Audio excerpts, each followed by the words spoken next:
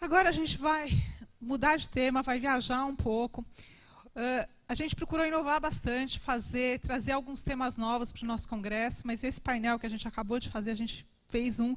E o ano passado a gente teve uma palestra muito bacana também, que foi feita pelo Gust, que é a maior plataforma de investimento anjo do mundo, que a Anjos do Brasil também usa para a gestão dos nossos deal flow, dos nossos projetos. E a Ilana pôde trazer para a gente 10 lições que os investidores anjos tinham aprendido. E foi incrível, foi uma das palestras que a gente teve um retorno muito positivo dos nossos investidores. Então, esse ano, nós convidamos a Erin Scharling, do Gust, para vir aqui poder falar para a gente também. A Erin é diretora associada de desenvolvimento de negócios no Gust. Dentro do papel dela, ela desenvolve as comunidades de investidores anjos na América Latina, na América do Norte e na Ásia.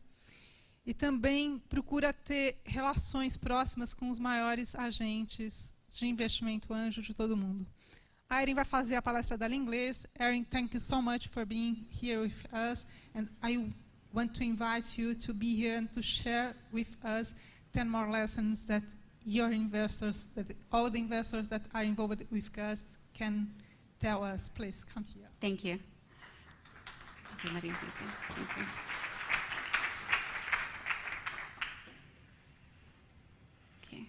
Obrigada. Good afternoon, everyone. I'm delighted to be here for the second year in a row to attend the Congresso. And first, of course, I want to thank very much Anjos do Brasil, especially Maria Rita and Cassio, for being excellent partners to Gust and for all the work that they are doing here in Brazil and indeed in Latin America. I'd also like to thank all of the speakers who have come before me and will come after me. Although I do not speak Portuguese fluently, it is a fun day to follow along and to try to understand the conversations and to see the reactions from those of you in the audience. And I thank all of you who are not fluent English speakers as well for following along with me today in the presentation. As Maria Rita said, today I would like to share with you lessons from angel investors across the world. These are best practices in a way for you all to keep in mind as you go forward and invest in companies here in Brazil. Before I do that, however, I'd like to just briefly begin by introducing Gust, because I recognize that for some of you, this is an introduction to Gust. The Gust platform was actually founded by an angel investor, David S. Rose, who some of you may be familiar with. He is a leading super angel in the US, and he founded Gust many years ago, then under the name AngelSoft, as a way to bring angel investing and working with entrepreneurs into an online cloud-based platform. Over the past few years, we have grown Gust and changed it into the name Gust that it is offered today, to serve as the infrastructure for the early stage ecosystem. Today, the Gust platform connects entrepreneurs as well as accelerator programs, incubator programs, universities, and most importantly, the investors. Not only angel investors, but also venture capital funds, seed funds, corporate venture funds, and all those organizations that are investing in early stage companies. My team in particular at Gust works directly with our investor community. So while we certainly spend a lot of time protecting our entrepreneur community and helping them with their communications to you as investors, we at Gust want to ensure that we are providing a platform to you as investors to help you better manage the process of finding and investing in great companies. One of the things that is most a point of pride for us at Gust is our partners. Over the years that we have been working with angel investors across the world, we've had the great opportunity to partner with many of the world's leading associations and federations of angel investors. Anjos do Brasil is a new partner of ours as of the past 2 years, and we couldn't be happier to have such a great partner here in Brazil and in Latin America. Beyond Latin America, we have many partners, including the U.S. Angel Capital Association, as well as the National Association for Canada, Turkey, Russia, Spain, Portugal, Belarus, as well as some federations that span across countries, including IBAN in Europe, as well as Business Angels Europe. The Gust community specifically, in terms of the users of the Gust platform, is very far-reaching, as I mentioned. It includes not only entrepreneurs and investors, but also the organizations and startup programs that connect the two. Currently, the Gust platform hosts about 200,000 startups from across the world, and I think over 6,000 of those are Brazilian startups that actively use the Gust platform to share information about their ventures, as well as to connect with investor groups. Beyond the startup community, we have our investor community of roughly 1,000 investor groups. About 800 of those are business angel groups, and the rest are venture funds, accelerators, and so on. And I think if you break it down, it's about 40,000 individual accredited investors that actively use Gust. Some of you in this room, I know, are users of Gust, and hopefully some of you after today's conference will also become users of Gust. I've noted also the national federations that are often partners to Gust. And I would love to note that Gust is a global platform, so we are used by over 65 countries of investors, and entrepreneurs in virtually every country in the world log on to Gust. The platform is offered in 6 languages, including Portuguese, so it's very easy for you to use it in your country, as well as to share it with investors and entrepreneurs across countries. Over the years, Gust has been growing very quickly in terms of our ability to serve more and more entrepreneurs as well as investors across the world. And currently, we are tracking about 7,000 entrepreneurs each month that are signing on to Gust and beginning to use our tools to share their profiles with investor groups. In the past year, nearly 2,000 startups have been funded through the platform, meaning that investors are connecting with entrepreneurs on Gust and investing in those companies. And to date, over just under $2 billion have been invested by using the Gust platform.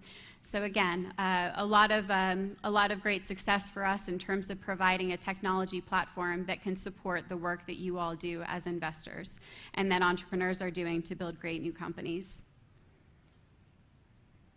Beyond the technology and the platform as a deal flow management platform and a relationship tool for connecting entrepreneurs and investors, one of the most important pieces of value that Gust can offer to the world of angel investing is the knowledge from many of the world's leading investors who either use Gust directly or who are supporters and partners of Gust. As you can see on the screen, I have here a representation of many of the world's leading angel investors, as well as venture capitalists from the US, from Europe, as well as from Asia Pacific. And I think next time we update this slide, we'll have to add some investors from Latin America as well to ensure that we are covering the globe. I've noted here some of the highlights of these individual investors, but some of the names are probably familiar to you, and you probably know that beyond what is listed here as the captions, these investors are truly investors who are thought leaders in the world of angel investing and have spent decades and decades learning and perfecting the craft of angel investing. They've given back to Gust directly through participating with our team and providing their knowledge through blog posts as well as videos and other written materials so that Gust can distribute it at conferences like this and share it with investors across the world. And I would also note that most recently, David S. Rose, who is the founder of New York Angels, has published a book that it also speaks about the process of angel investing. And so some of the thoughts and insights that I will share in the presentation are from that book as well. Which brings us to the topic for the presentation today, which is, what do these leading investors wish they knew earlier? So for some of these investors, they've been investing in early stage companies for 4 decades. What do they wish they knew 40 years ago, or 20 years ago, or 10, or even 2 years ago, before they started really investing in early stage companies? At this point, one thing I want to highlight and make absolutely clear is that I am not an angel investor myself. However, I am someone who speaks on a daily basis with angel investors like you, with these angel investors directly. And so what I hope to bring to you today is not my direct experience investing in companies, but the voice of the investors who have shared it and provided it for the benefit of helping you all learn your way through angel investing. Lesson number 1 from David S. Rose, as I mentioned, the founder of Gust and the founder of New York Angels. I would also note he is someone who has 90 companies in his personal portfolio, 90. So he is a very, very active investor. And he has a lot of great advice to share, which you'll see as we move through the presentation. The first piece of advice that he offers is don't invest in the first deal you see. For many of you, this lesson may not matter. You may have moved on. You may already be into your 5th, 6th, or 7th investment. But for those of you who are just now learning about angel investing and getting involved in this great world, David says, don't invest in the first deal you see. Instead, take time to learn the process. Take the time to listen to as many pitches as you can. Go to accelerators, incubators, join angel groups, or even simply connect directly with entrepreneurs and take the time up front to actually learn more about the process of angel investing and the markets and the companies before you actually write that first check. He advises to even wait a full year before you invest in the first company. So again, if you're just getting started, think about what the right time is for you. You may find the right company within the first month, but if you don't, wait a little while, learn the process before you begin investing. Another piece of advice to this lesson is don't make the very common mistake of putting too much money in that first investment. Again, David and many other investors will advise you as new angel investors to be a bit more conservative about how you are structuring your investments and to wait a little while before you start investing more in companies. Lesson number 2 comes from Josh Kopelman, who is managing partner of First Round Capital, which is the leading seed investment fund in the US. Josh has a very interesting piece of advice that hopefully all of you can relate to if you've sat through pitches from entrepreneurs and you've spoken with entrepreneurs about their companies and their visions for their businesses. He says, I think it's okay for an entrepreneur not to know all the answers. He says, in fact, I get really concerned when an entrepreneur claims they have all the answers. And this is something that may be debatable. Obviously, you want to look for an entrepreneur that is confident and claims to know everything. But actually, Josh is making the point that oftentimes an entrepreneur can demonstrate credibility to you and confidence by acknowledging that there are many things that they do know, and hopefully they know more than they don't, but that there are some questions that they still have and some answers that they still need. What he advises and what many other investors will advise you is to look for entrepreneurs who are not overly confident, those who are open to being coached and open to learning from you as investors or from others who have insight and perspective that may help them. So rather than looking for someone who is a know-it-all, look for someone who is passionate about what they're doing and committed to learning. Lesson number 3 comes from one of the US leading female angel investors, Chenua Farnsworth, who founded, along with another investor, Hawaii Angels. And Chenua says, it doesn't make any sense to follow the crowd and place bets all in one sector. Again, this is a lesson that may be debated depending on who you speak to. Oftentimes, investors will tell you to invest in the sector that you know best, or the 2 sectors that you know best. But Chenua actually makes the point here that if you're being cautious and wise about how you invest and wanting to ensure that you de-risk your investment portfolio, you actually avoid the hype of bubbles.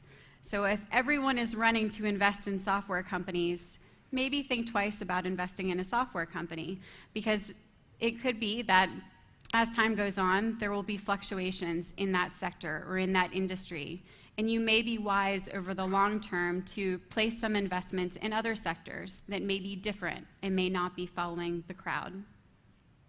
She also suggests, along this same line, that you consider investing in companies at slightly different stages of growth. This isn't to say that you should invest in an early stage company and a much later stage company, but rather within the early stage landscape, invest in companies that are at slightly different positions in their growth. Lesson number 4 comes from Brian Cohen, who is chairman of New York Angels in New York. And Brian Cohen is most recently known for being one of the earliest investors in Pinterest, which has certainly been a very successful case of an early stage company that has grown and expanded very rapidly. One of Brian's key lessons is to invest in people of conviction. So when Brian is listening to pitches, which he estimates he hears 10 to 20 pitches per week from entrepreneurs, he's listening, and he's listening for terms like, I think, could be, probably, and what he says is he gets nervous when he hears those words, because what that tells him as an investor is that the entrepreneur may not be as confident about their vision and what they are telling the investors. And if the entrepreneur doesn't present confidence during that pitch, he starts to wonder whether they have the confidence to be able to actually execute on the vision.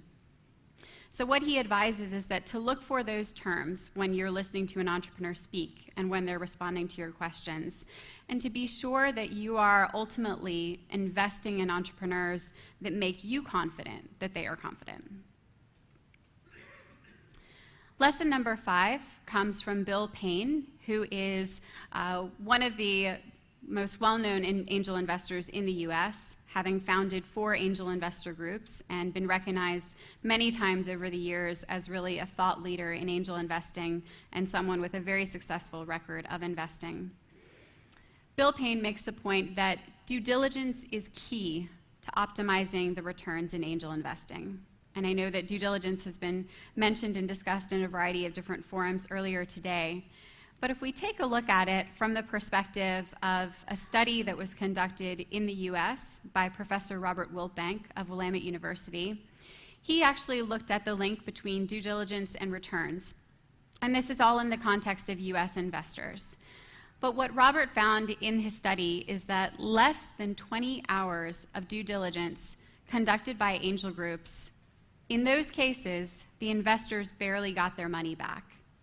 So if the investors were moving too quickly to invest in the company and weren't taking the time to work with their attorneys and their advisors and the companies to really learn and dig into the company, they weren't seeing as good of returns. On the other hand, over 60 hours of due diligence conducted by angel groups was shown in this study that the investors enjoyed returns that were over 7 times those of groups that conducted less due diligence. So this was one study, this is one set of numbers, but the point that he is making and that many investors will tell you is that the more time you spend before you actually write the check and make the investment in the company, the greater the likelihood that you will actually see a return, meaning that the company was successful and that it really was a vision that could be executed and return to its investors. David Rose appears again here for lesson number 6. And in this lesson, he advises you to lead a deal. This is actually a lesson that's taken from David's book. And one of the things that he talks about is the importance of the lead investor in the investment process. Oftentimes, the lead investor, or in some cases there may be multiple champions of a deal, is the person or are the people who are really leading the due diligence process. They're championing the investment. They're communicating between the entrepreneurs and the investors. And ultimately, they're bringing everyone together so that the investment can move forward. This is a very time-intensive process. If we think back to the previous slide about due diligence, if you're going for 60 hours of due diligence on a company and you have 1 or 2 people who are really pushing that process forward, it's a significant time commitment. But what David advises is that you do take part in this process either by leading it or by supporting it at least once as you are investing in early stage companies, because it truly helps you understand the process and what it takes to thoroughly evaluate a company. And in those cases that you do work closely through the due diligence process, you also gain the benefit of getting a lot stronger relationship with the entrepreneur and being that much more involved and engaged with that company. Lesson number 7 is from Nelson Gray, who is an executive director of the Scottish National Angel Association and was also recently recognized by EBON as Europe's Business Angel of the Year. So Nelson has a lot to say, and usually when he speaks, people listen. If you've met him, you know he's quite a character. One of the lessons that he has to offer is for post-investment. After you've made an investment in a company, Nelson recommends very strongly that you sit down in a room, investors and entrepreneurs, and revisit what the plan is for the investment. He says, first of all, take a few days to rest. So probably if the check has been written and the entrepreneur has received the investment, everyone needs a few days to just rest and not talk about the deal. But he says after a few days, schedule a meeting, investors and entrepreneurs, come together, revisit the plan for the funds, and make sure that everyone is aligned before the entrepreneur and the company proceeds with spending that money that you've invested in their company. Nelson really believes that after months and months of negotiation and due diligence, sometimes the focus is lost on the actual plan for the money, and that period right afterward is a great opportunity to refocus. He also advises that after you have that meeting and the entrepreneur is moving forward in the next few months of proceeding with their plan and spending money on product development and marketing and all of the wonderful areas that they're using the funds to support, he advises that you as investors stay close to the entrepreneur, check in with them at a minimum of 1 time a month, and ensure that they are following through with the plan and that they don't have any questions or need for support from you. Lesson number 8 from David Rose. And this one is particularly interesting given the fact that I mentioned earlier, which is that David has invested in over 90 companies, just short of 100 companies in his portfolio. He is a big believer that if you invest consistently, intelligently, and over a really long period of time, then you're much more likely to receive returns and to be able to repeatedly see success in your investments. In angel investing, he says, the law of large numbers applies. Like most experiments that you conduct, large and small, it's often hard to predict the results. But if you repeat that experiment over and over again, and if you invest over and over again, the chances are that you will increase the likelihood of being able to predict the results of the experiment. In angel investing, what he's saying is it's more likely that the more you invest, the more you can spot those winners, and the more you can invest in companies that will ultimately be successful and bring returns to you as investors. Lesson number 8 comes again from Bill Payne. And this is also tied to the previous lesson around investing over a long period and investing again and again. Bill Payne says that one of the keys to his success in the 4 to 5 decades he's been investing is to be patient, and that this is really required if you're going to be an angel investor. He borrowed a saying from another investor, Luis Villalobos, who said that lemons rot faster than plums ripen, which is a funny way of saying that companies that are going to fail will fail fast, and they will probably fail within the first 2 to 3 years after they've received your investment. But the companies that are really going to mature and are going to ripen to be successful companies in your portfolio are those companies that are going to take much longer, maybe 6 to 10 years, to actually reach the point where they're starting to demonstrate the potential and show you the returns on your investment. So the advice that they have to offer, Bill Payne and Luis, and also David Rose would say this as well, is to play the long game. One statistic that it may be surprising for some of you is that in the US, the average holding period for an angel investment is 9 years. So 9 years from the time that the angel investor cut the check and invested in the company to when they actually saw the exit. The final lesson is from Liddy Carter, who is Managing Director of Enhanced Capital.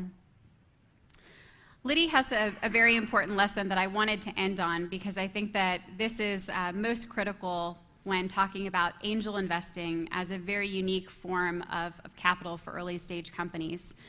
Liddy says, capital is important, but advice is even more important. Within early stage companies, entrepreneurs absolutely need the finances. They need the money to grow their businesses. But in most cases, what they need more than capital is the expertise and the guidance of investors like you who have gone before them. Investors like you who have perhaps built your own companies or helped to build other companies and who have experience that you can give to entrepreneurs so that they can avoid mistakes that they might have made otherwise. It's often coined as smart money rather than dumb money, in that the money comes along with that guidance. And entrepreneurs are protected much more than those who seek money elsewhere by the guidance of you as angel investors. So it is a privilege you have to be the coaches and the advisors to many of these companies, along with providing them the capital to support their businesses. We've reached the end of the 10 lessons, but I did want to note that there are many, many other lessons that these investors and others within the network have shared with Gust. I think at this point we have over 500 videos, so you can imagine all of the insights that come along with those videos that you can find on our blog or on our website. And in closing, I would just like to say that part of the reason for the presentation today is to demonstrate that Gust is very committed not only to providing a technology platform to support you all in discovering great new companies and investing in those companies, but we are also very committed to enhancing the growth of the early stage ecosystem by enabling the sharing of knowledge and of thought leadership. And so we certainly welcome any of you, as you are continuing to invest and gaining more insights and experience, to share that back with us so that we can also help you in sharing that information globally. Obrigada.